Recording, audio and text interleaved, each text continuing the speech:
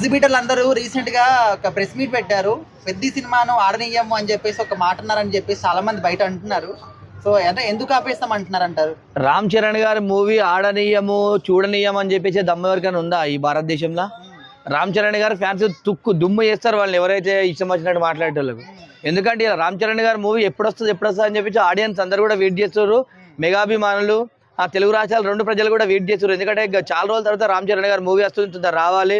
మంచి బుచ్చిబాబు గారు మంచి డైరెక్షన్ ఇచ్చారు. అదేవిధంగా హైదరాబాద్ కుస్తీ పైల్వాను, అదేవిధంగా హనుమంతుని పాత్రలో ఉన్నాడు రామ్ చరణ్ గారు అని చెప్పేసి ఆ స్టిల్స్ చూస్తుంటే ఆ బాడీ ఫిజిక్ చూస్తుంటే సినిమా ఎప్పుడు రావాలి, థియేటర్కి ఎప్పుడు పోవాలన్నట్టు అనిపిస్తుంది. ఇంకా అంటే థియేటర్ ఎగ్జిబిటర్లు అందరూ కూడా మాకు రెంటల్ బేసిస్ కాదు, సినిమాలో పర్సెంటేజ్ ఇస్తేనే మేము నడుపుతాం థియేటర్లు అని చెప్పేసి అంటున్నారు.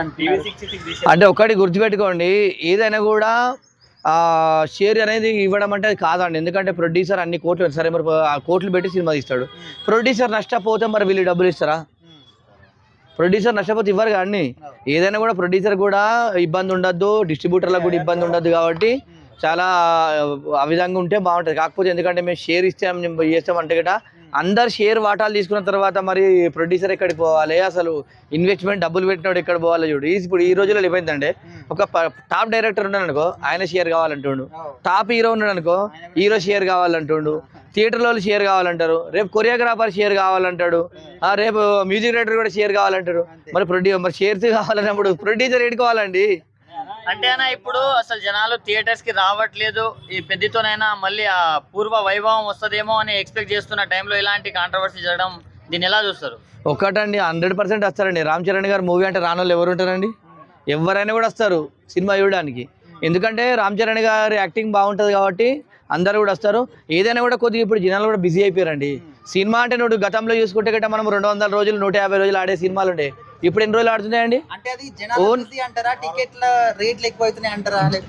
జనాల బిజీ అండి. జనాలు బిజీ అవ్వడం వల్ల గుర్తుపెట్టుకోండి, రేట్లు అధికంగా పెంచడం వల్ల సినిమా హీరోకు ప్రొడ్యూసర్స్ కి ఏమో ఎక్కువ డబ్బులు రావు. గవర్నమెంట్ కి ట్యాక్స్ పోతుంది. అందులో 350 500 టికెట్ ఉంటే 500 రూపాయల టికెట్ గవర్నమెంట్ అయితే 150 రూపాయలు ట్యాక్స్ గవర్నమెంట్కే పోతుంది. ఇలా గుర్తుపెట్టుకోండి, ఎంత రేటు పెంచినా కూడా మళ్ళీ కూడా గుర్తుపెట్టుకోండి, ఇలా 500 100 రూపాయలు 200 అనేది నథింగ్ అయిపోయింది అందరికీ. ఇలా చిన్నపాటి జాబ్ చేసిన కూడా 2000 రూపాయలు పోయి రెస్టారెంట్లో పోయి బిర్యానీ తింటుంటే అట్లాంటి అది వచ్చింది.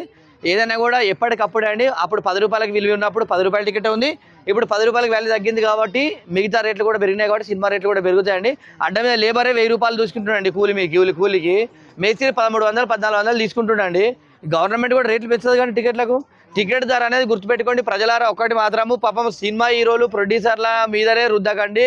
అదే టికెట్ల రేట్లు అనేది ప్రభుత్వం నిర్ణయిస్తుంది తప్ప సినిమా హీరో పెంచడం వల్ల ప్రొడ్యూసర్ వేస్తే సినిమా రేట్లు పెరిగాయి.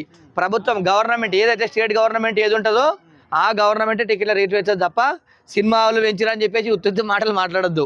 అంటే గవర్నమెంట్ పెంచినా కూడా కొంతమంది ప్రొడ్యూసర్లు మాత్రం మేము పెంచము అంటున్నారు. దాని గురించి ఏం చెప్తారు? అదే అండి, పెంచకుంటే ఇప్పుడు టికెట్ రేట్ ఎంత తక్కువ ఉంటే గట్రా అంత గవర్నమెంట్ ట్యాక్స్ తక్కువ వస్తుంది.